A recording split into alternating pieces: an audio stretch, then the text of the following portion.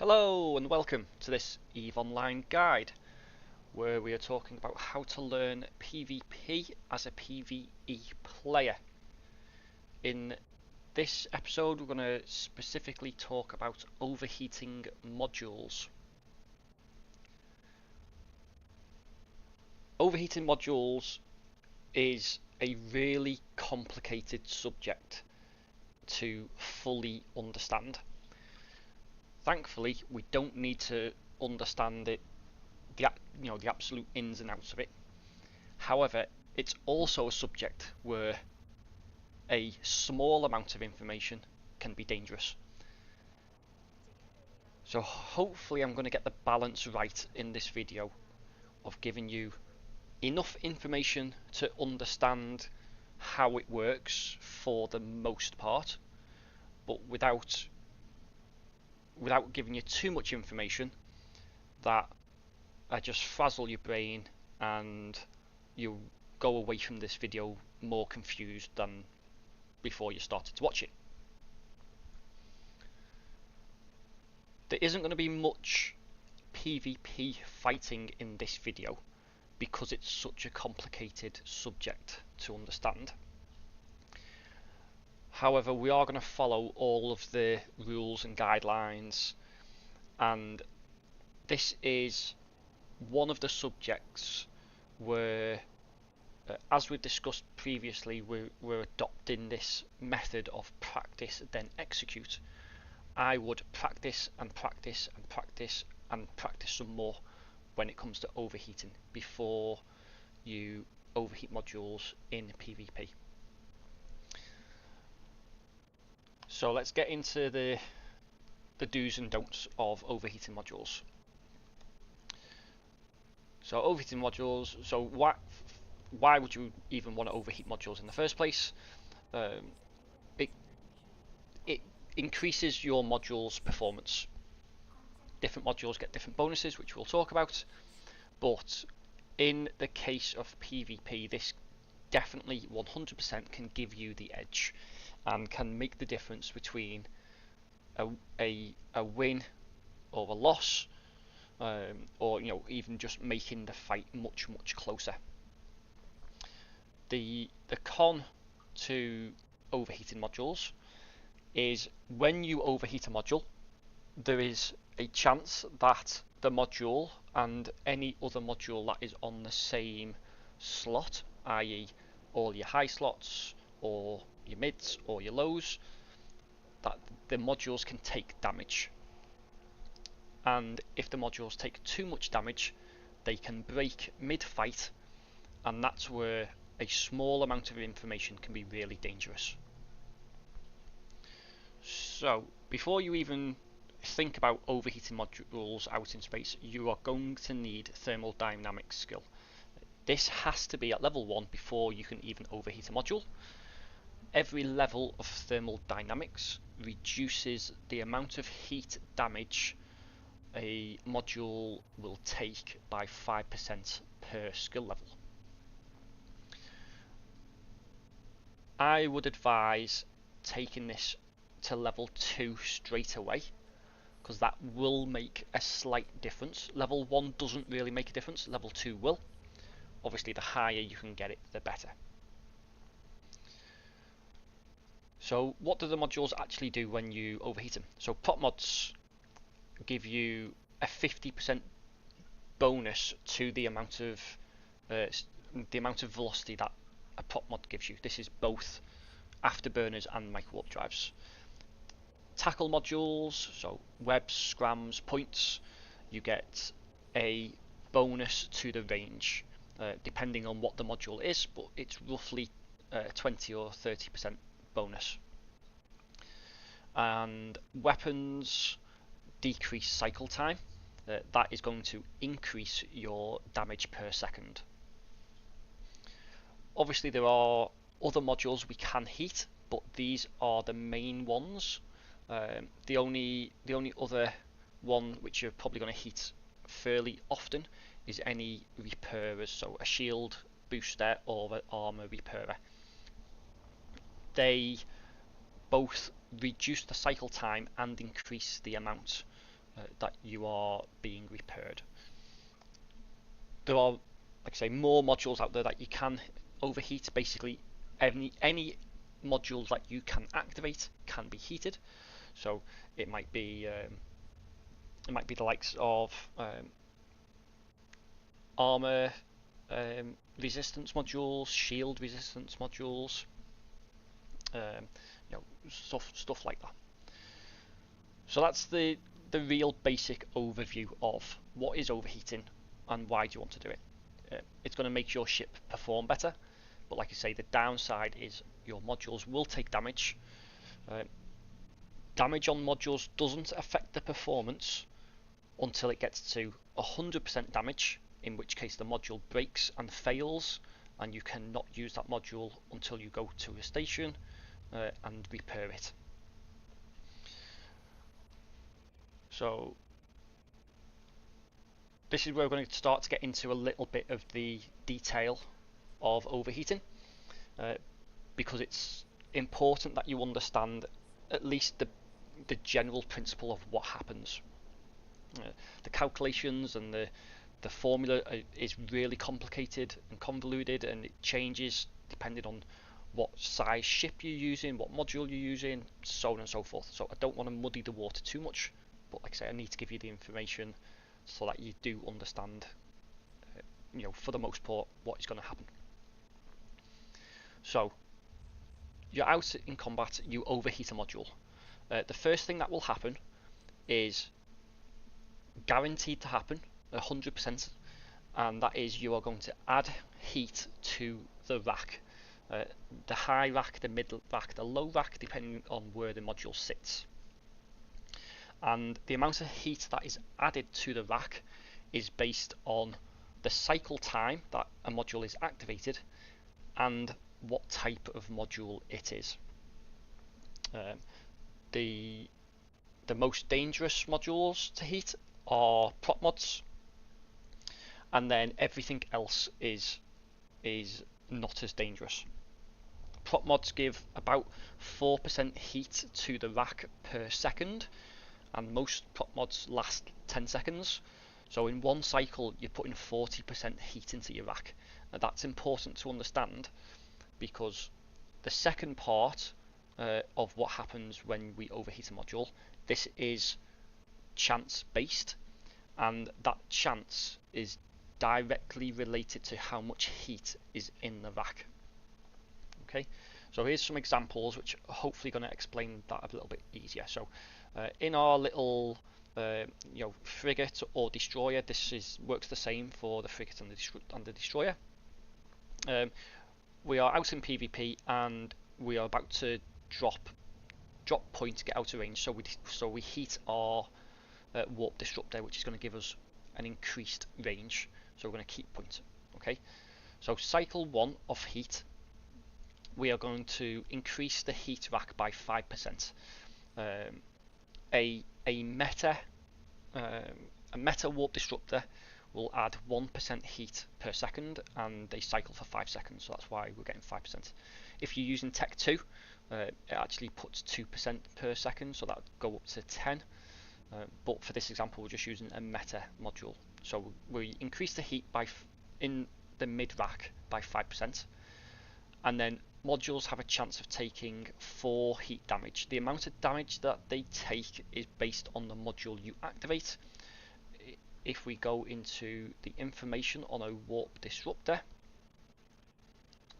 show information, go to attributes, you can see here under heat damage, the base value is 5, but with my skills we're taking 4 heat damage. Okay, so this is where the higher your skills, the better you're going to take less heat damage. So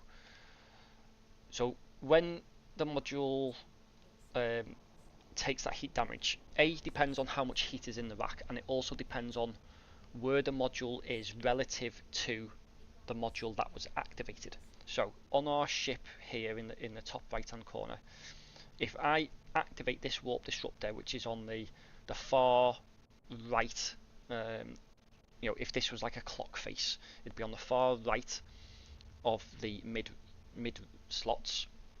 So this will have a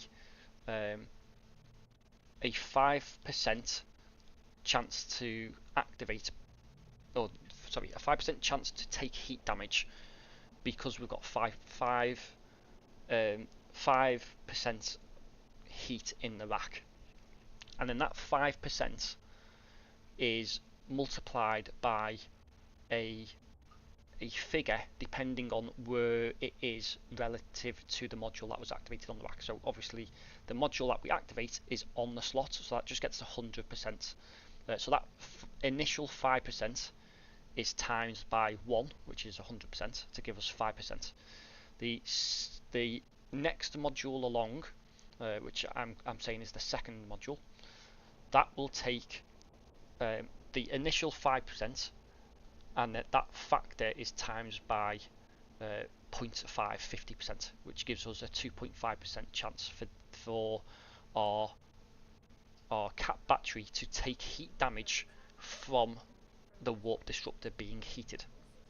And then the third module along, which in our case is the micro warp drive, would take, it still takes 4 heat damage, but it's only at a 1.25% chance. This is the first cycle of heat.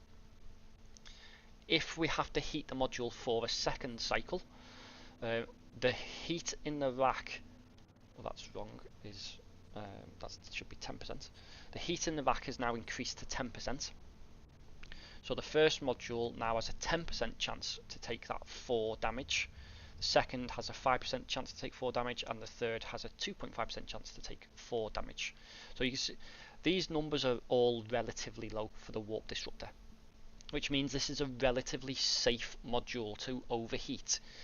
You'd have to overheat this for a long time for it to eventually break and fail through heat damage. Okay. Now, if we look at the same mid-rack, but we're now back at 0 heat in the rack, so we're starting fresh, but we need to heat our micro warp drive instead. This is where you need to be really, really careful. So the first cycle, we're going to straight away put 40% heat into the rack. So with the warp disruptor, we only put 5% heat in the rack. Now we're putting 40% heat into the rack. That rack is an awful lot hotter, which means the modules have a much higher chance of taking heat damage. Not only that, but a micro warp drive does 19 heat damage. So if we again show information, heat damage, the base value is 19. With my skills, we're down to 15.2. But either way, it doesn't matter if it's 15.2 or 19. The end result is the same. We're going to take that 19 damage, and we have a chance of taking that 19 damage again based on the amount of heat in our rack plus where the module sits, within the mid slots. So the micro warp drive itself will have a 40% chance of taking 19 heat damage. The cap battery would have a 20% chance of taking 19 heat damage, and finally the warp disruptor would have a 10% chance of taking 19 heat damage. That's just on the first cycle of heat. If we have to heat for a second cycle, we've now got 80% heat in the rack, in which case the micro warp drive has an 80% chance of taking 19 points of heat damage. The battery would have a 40% chance of taking that damage, and the warp disruptor would have a 20% chance of taking that 19 damage. That is an extremely high number and a high percentage. The reason that's so high is every single module in the game, when you go into the information, you've got structure hit points. Every single module, it doesn't matter what size, what type, what meta, they all have 40 hit points. So you see, if we're taking 19 damage on one cycle, we can only safely take 2 cycles of heat damage before we are at risk of breaking the module. And it's not just the micro warp drive that we potentially break. If we're really unlucky and that heat passes to the cap battery, again, we're at really high risk of breaking these modules through heat damage. So you have to be extremely careful when it comes to heating prop mods. Okay, I hope that makes sense. Now, what I've done to make it hopefully a bit easier for you, is I've broken all the modules down into the type of module, so a micro warp drive, afterburner, all tackle modules, armor reps, weapons, and shield boosters. Obviously, there are other modules you can heat that we've discussed, but they're not as common. And then also the ship size, so a frigate, destroyer, cruiser, battleship. You can see these numbers, 2 in red through to the highest being 52 in green. These numbers represent how many cycles you can heat a module and 100% guarantee the module will not break. Okay, so a frigate with a micro warp drive, we can only safely heat that module for 2 cycles without it breaking. If it takes heat damage on the first and the second cycle, then 1 more cycle of heat will break that module. And not only that, like 1 more cycle of heat from another module, we might heat a micro warp drive for 2 cycles and take 2 points of heat damage on it. It's now taken, if you've only got like 1 skill point in this, in thermodynamics, it's now taken 38 damage of its 40. If we have to heat the warp disruptor and we are very unlucky and that heat damage passes through to the micro warp drive, we have just broken our micro warp drive. So this is where you need to be really, really careful with heating micro warp drives and afterburners specifically. They are by far the most dangerous modules to heat. Okay, so you can see here micro warp drives.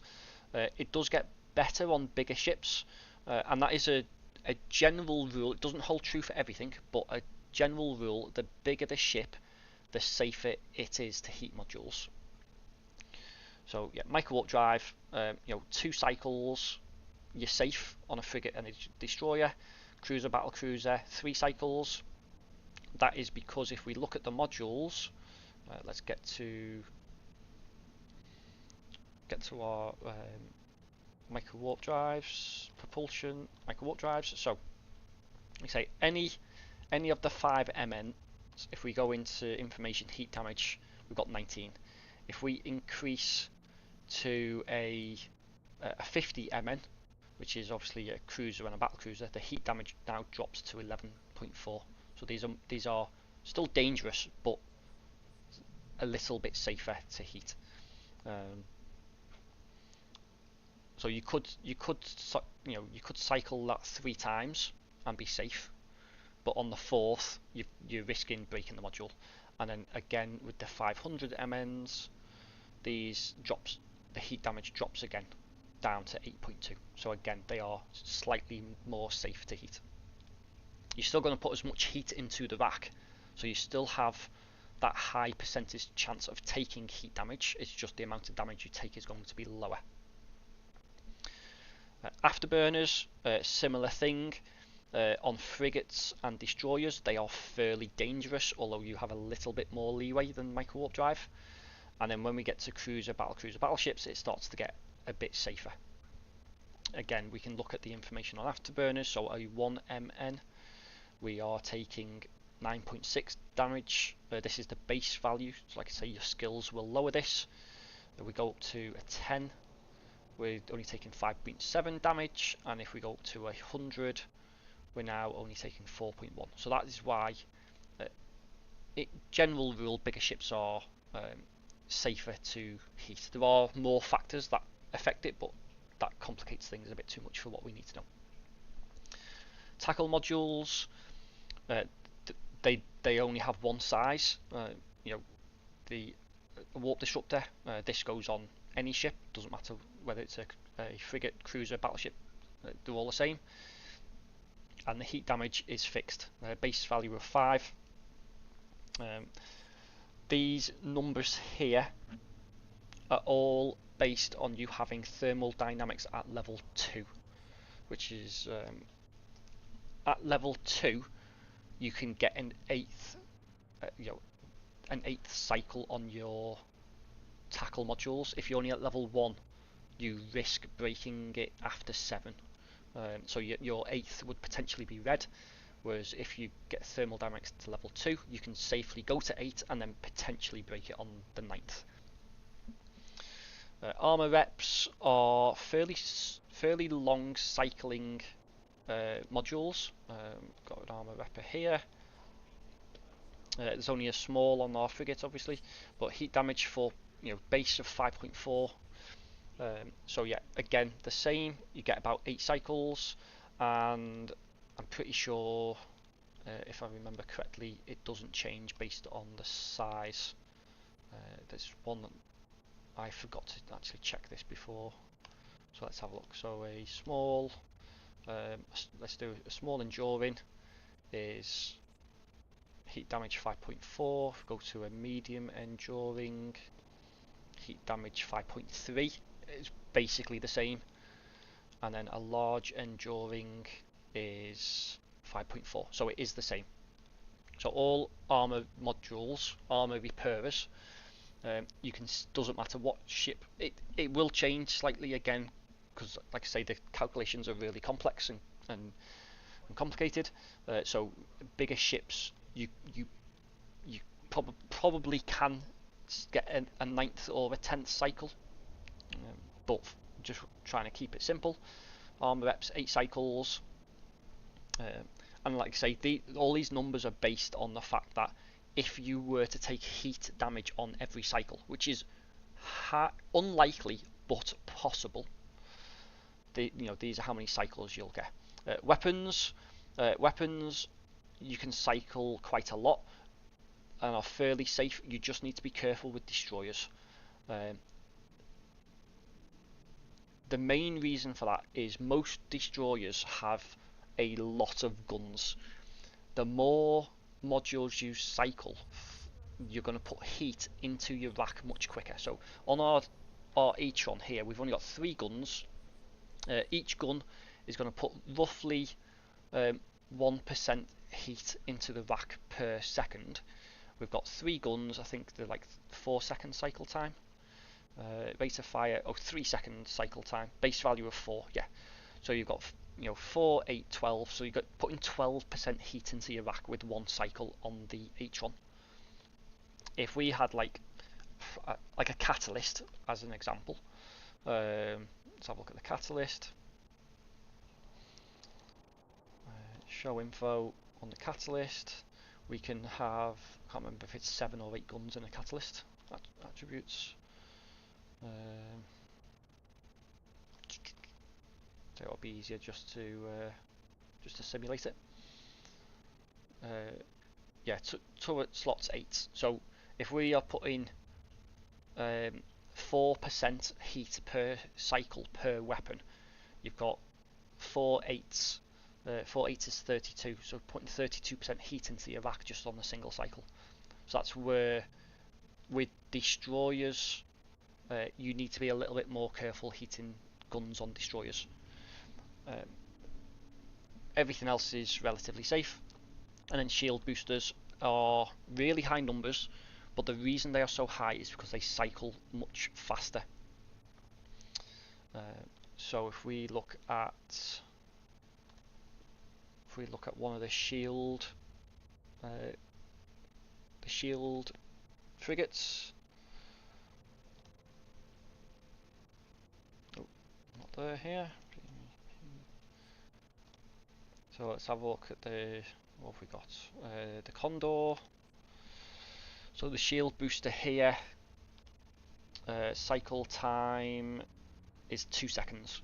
So shield boosters cycle really fast, and shield boosters are the one exception to the rule where the bigger the ship is, the safer it is to heat, and that's because shield boosters change depending on what size they are.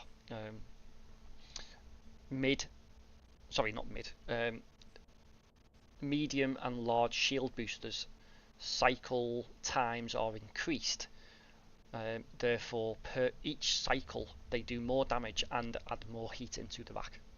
Over time, it averages out over time, but you just like I say, you get less cycles of heat because each cycle is lasting longer. Hopefully that makes sense. So that is a lot of information to take on board, which is why I really highly advise doing our practice as we have done. So if we undock, we'll find some vats. Doesn't matter where they are: belt vats, mission vats, anomaly vats. Just see if we've got anything here. No anomalies. Let's go to one of the belts. Get our ship set up how we want it to be. And what I would advise to start with is only heating your guns and your reps. I would advise staying away from heating your prop mod as a start.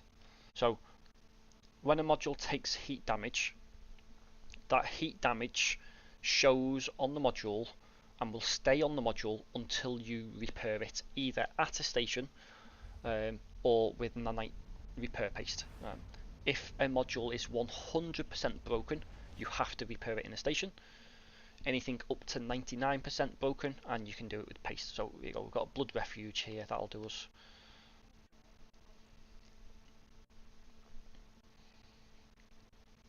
In case you don't know, the way you heat a module is by using the shift key. So you can shift and click, or you could shift and F1, F2, whatever you want to press. So let's get into orbit, micro warp drive on, lock something up. What have we got? Tower, that'll do us. So if we're taking a lot of damage, like I say, you can heat your repairer. Now, when you activate heat, the overheat, sorry, is on the next cycle. So if you watch the circle going round, that's each activation. If I start to heat it now, it's flashing. It will start to get the bonus on this cycle now. So this cycle it's heated, and the rack heat, where you've got your capacitor, you've got a half circle just above your capacitor between your armor points and your capacitor. This is your heat in the rack. So you can see here I'm up to 17, 18, 19. It's going up every second. This is getting higher and higher. Now I've still not taken any heat damage. You would see heat damage. There we go. That red that just appeared, and it's now saying we're at 11% damaged. So you can keep heating like this relatively safely. The more heat in your rack, as we've discussed, the more chance of something taking damage. So you don't really want to just heat and heat and heat, and we're going to run out of capacitor anyway. Yeah, you don't really just want to heat and heat and heat. You want to heat until you get about 50% heat into your rack. Once you're at 50% heat in your rack, you might want to consider turning your heat off. Now that is going to be very situational. If you're in a brawler and your method of winning a PvP fight is just doing as much damage in as short a time as possible, you will probably preheat all your modules, just engage with heat already active, and just go up full out, because you might that PvP engagement might only last 10 seconds. You're not going to outburn, or sorry, you're not going to burn out your modules in 10 seconds. So if I've preheated my guns here, I'll lock everything up. Let's orbit something that's not going to. So preheated, we can heat. Let's see how many cycles. So that's 1, 2, 3, 4. Started to take heat damage already. 6. You see, I'm still only at 2%, 3% damage. The other thing to keep in mind is if you've got weapons grouped, it will display the highest module which is damaged. So if one module is at 20% and one module is at 10%, it will show 20. But you can see here, heat in our rack, we're up to 60 odd percent heat. Get heat back on, kill all these. Heat in the rack, 63%, 65%. We're getting a lot of heat in our rack. At this point, we are really high percent chance of taking damage, heat damage on our guns. So this is where, as long as you know you can outlast the battle, you might want to turn heat off.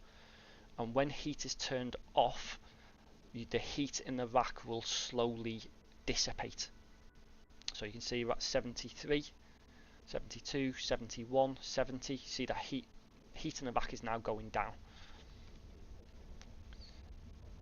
This is where a little bit of experience and knowledge on, is your ship a brawling ship that just wants to do as much damage as possible, or are you a ship that is going to outlast the opponent? You need to know what your ship is so that you can correctly manage your heat. So we're down at 50% heat in our rack. The lower the heat is in the rack, the more time it takes to dissipate. So if this was an actual PvP fight, we're down to 50%. You might want to start heating our guns again. Like I say, you can shift and click, or you could do shift F1. However, whatever's easier for you. If you've got modules in your mid rack, so if I put these down here like this, again we can shift click. You can see that's now flashing. It's green to tell me it's going to be heated on the next cycle. Same with the micro warp drive. I can shift click, or alternatively you could use shift control F1, shift alt F1, and that will turn the relative module on or off. So I really advise taking the time to practice this. Like I say, if we'll turn everything off, I'll just show you how dangerous it is to heat a micro warp drive. So we have 0 heat in the rack at the moment on our mid rack. What you can also do is, if you go into the options here, which might be a good idea, I typically leave it off, but a lot of people would advise you turn it on. You've got display passive modules, so we can put our passive modules on. Anything that you don't activate, so we've got an armor hardener, that's a low slot. I would leave a gap. Cat battery, that's a mid slot. I'd leave a gap. Your damage control, that's another low slot. So we've got there now our modules. We know it's on what rack, low, mid, high. We know the passives, but we can now keep track of how much damage is on these passive modules. Okay, so let's heat our micro warp drive and see how many cycles we get before we break. We are, we're okay on capacitor. Okay, and heat. So it's going to start. Look at our speed, 3,200. It'll start on the next cycle. It's now in heat, and our speed is ramping up to 5,000 something. So this is the first cycle of heat, and we've taken heat damage straight away. And at one cycles give us 38% damage. Second cycle, we've took damage again. We're already at 76% damage.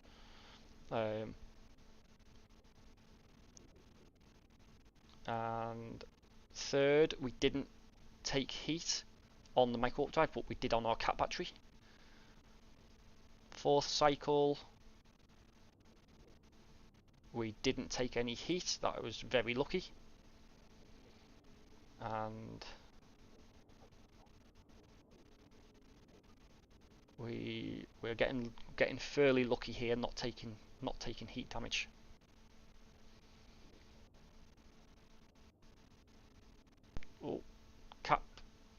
cat battery is destroyed. So by heating our micro warp drive, I've just destroyed our cat battery. And now our micro warp drive is destroyed. Now, I got really lucky there. I got 5 or 6 cycles. You're not going to be, on average, you're not going to be that lucky. Now, with this, we're in a PvP engagement now. I am just a sitting duck. I cannot move more than 500 meters per second. If someone's locked me, I'm dead. I'm gone. That's where you need to be really, really careful when it comes to heating micro warp drives and afterburners. So yeah, micro warp drives are a lot more dangerous to heat than afterburners, but they are both still really dangerous, as we've got in our little list down here. So this is your quick guide here. I will copy and paste this into the description of the video, so that if you want, you can copy and paste it into a notepad in game, and this is like a quick reference guide. So you can see here, really, on average, you're only going to take 3 cycles of your micro warp drive before you actually burn it out. Because if we have a look, let's go back into it. Where are we? Our fitting window. So our we go to the information. So with my skills, I'm taking 15.2 damage if it cycles and activates. Okay, so there's our calculator. So 15.2. Let's have a look. So obviously you got 15.2 plus 15.2 is 30. Plus 15.2 is 45. And at 45, we have, because each module only has 40 points of health. At 45, we've broken it. So 15.2. Say first cycle we are clear. Second cycle another 15.2. We are clear. We are safe. But if we were to heat on the third, we'd get another 15.2 and we'd break the module. So that's where I got really lucky there. I probably got 4 or 5 cycles, and then on the 5th or the 6th, I can't remember which it was now, it then finally broke. That was really, really lucky. Most of the time, it's going to break on the 3rd, if not the 4th cycle. So you need to be really careful. So yeah, practice. As you get more comfortable with heating modules, like I say, I would start with your weapons and your repairer. As you get more comfortable, then move up to tackle modules or your resistance modules, and then as you get comfortable with that, then move on to afterburners, micro warp drives. Leaving micro warp drives till last, because like I say, if you get that wrong, you're just going to be a sitting duck for people to take you out dead easy. Yeah, lots of information in that. It is a lot more complicated than that, but hopefully I've given you the correct level of complexity so that you understand what I've said and what I've explained, and you've got enough knowledge that you can go out there and competently heat your modules without overheating them, to the point where they break. And like I say, this little guide here, I will put this in the description of the video so that you've got a quick reference as to how many cycles you can get before it's getting dangerous. So hope you enjoyed that. Hope that made sense. Overheating is definitely something that you want to do in PvP, because it will give you the edge, but you just need to be careful in how you do it. And with that said, we'll see you in the next one.